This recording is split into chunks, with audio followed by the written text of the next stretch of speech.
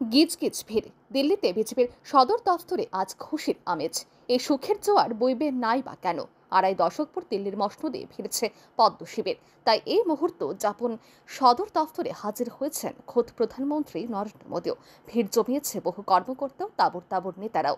এদিন যে যমুনা দিল্লির ভোটে বড় ফ্যাক্টর হলো, সে যমুনাকে প্রণাম করে নিজের ভাষণ শুরু করেন মোদী।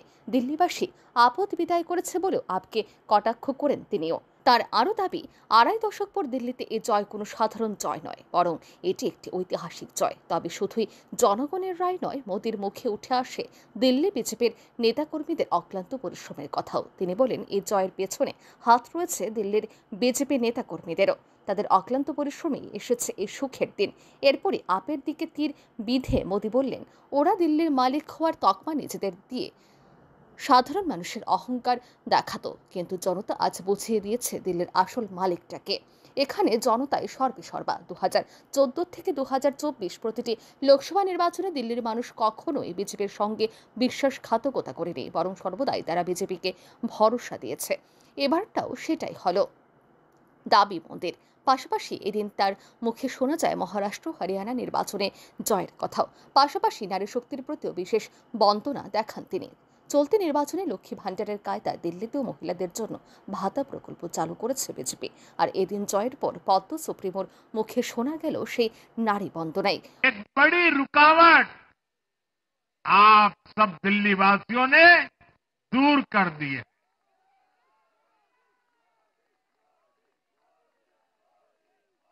सोचिए कैसी राजनीति रही होगी, कैसी सोच होगी इन लोगों की।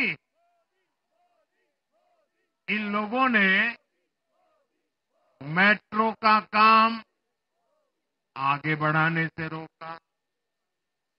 इन आपदा वालों ने झुग्गी वालों को घर देने से रोका। इन आपदा वालों ने आयुष्मान भारत योजना का लाभ भी दिल्ली के लोगों को मिलने नहीं दिया। अब दिल्ली के लोगों ने साफ संदेश दिया है, गवर्नेंस। और साथियों, दिल्ली ने देखा है पहले का जमाना, गवर्नेंस ये नौटंकी का मंच नहीं है। गवर्नेंस ये प्रचार का मंच नहीं है। गवर्नेंस ये प्रपंच का मंच नहीं है। अब जनता ने स्थिर और डबल इंजन की सरकार को चुना। हम पूरी गंभीरता से धरातल पर रहकर काम करेंगे। हम दिल्ली के लोगों की सेवा में दिन रात एक कर देने वाले लोग।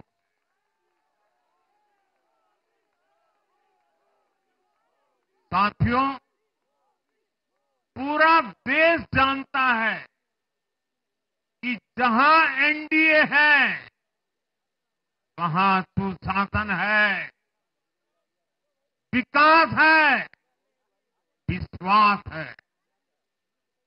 एनडीए का हर कैंडिडेट, हर जनप्रतिनिधि लोगों के हित में काम करता है। देश में एनडीए को जहां भी जनादेश मिला है, हमने उस राज्य को विकास की नई ऊंचाई पर पहुंचाया है। और इसलिए भाजपा को लगातार जीत मिल रही है। लोग हमारी सरकारों को दूसरी बार, तीसरी बार चुन रहे हैं। उत्तराखंड, हरियाणा, उत्तर प्रदेश, एमपी में गुजरात, गोवा, महाराष्ट्र, बिहार में, असम, अरुणाचल, मणिपुर में, हर राज्य में हमें दोबारा सत्ता मिली है।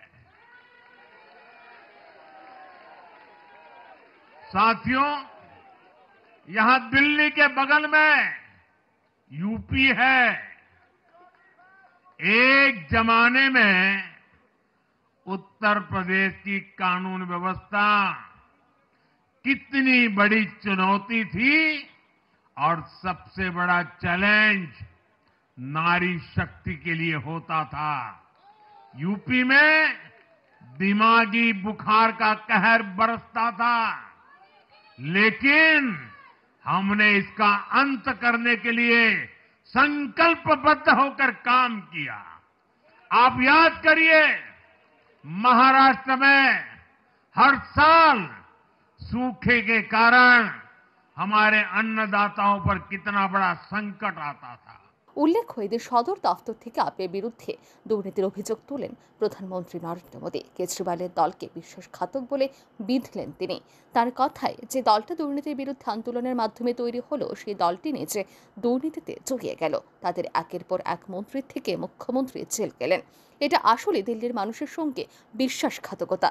আপের দিন যে ঘনিয়ে আসছে, সেই হুঁশিয়ারিটাও দিয়ে দেন তিনি। তার দাবি, দিল্লির বিধানসভায় এলেই আপের সব দুর্নীতি ফাঁস হবে। খুব শীঘ্রই সিএজি रिपोर्टों पेश करा হবে। दिल्ली की आपदा ने लोगों की भावनाओं को, उनकी आस्था को पैरों तले कुचल दिया। अपनी नाकामी के लिए हरियाणा के लोगों पर इतना बड़ा आरोप लगा दिया। साथियों, मैंने चुनाव प्रचार के दौरान संकल्प लिया है कि यमुना जी को हम दिल्ली शहर की पहचान बनाएंगे।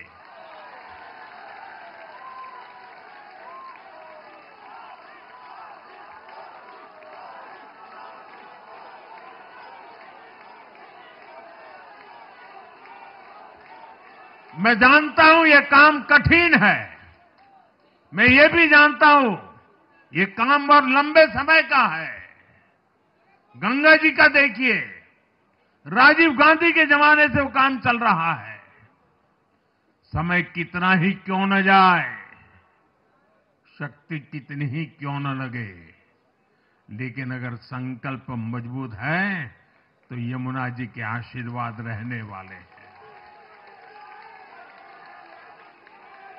हम मां यमुना जी की सेवा के लिए हर प्रयास करेंगे, पूरे सेवा भाव से काम करेंगे। साथियों, ये आपदा वाले ये कहकर राजनीति में आए थे कि हम राजनीति बदल डालेंगे, लेकिन ये कट्टर बेईमान निकले। मैं आज वरिष्ठ महानुभाव श्रीमान अन्ना हजारे जी का बयान सुन रहा था। अन्ना हजारे जी काफी समय से इन आपदा वालों के कुकर्मों की पीड़ा झेल रहे थे। आज उन्हें भी उस पीड़ा से मुक्ति मिली होगी। साथियों, जिस पार्टी का जन्म ही भ्रष्टाचार के विरुद्ध हुए आंदोलन से हुआ हो, वही भ्रष्टाचार में लिप्त हो गई। ये देश की ऐसी पार्टी बनी जिसके मुख्यमंत्री, मंत्री भ्रष्टाचार के आरोप में जेल गए, जो खुद को ईमानदारी का सर्टिफिकेट देते थे और दूसरों को बेईमानी का मेडल देते घूमते फिरते थे, वो खुद भ्रष्टाचारी निकले। ये दिल्ली के भरोसे के साथ बहुत बड़ा धोखा था। शराब घोटाले ने दिल्ली को बदनाम किया। स्कूल और अस्पताल में हुए घोटालों ने गरीब से गरीब को परेशान किया और ऊपर से अहंकार इतना कि जब दुनिया कोरोना से निपट रही थी तो ये आपदा वाले शीश महल बना रहे थे।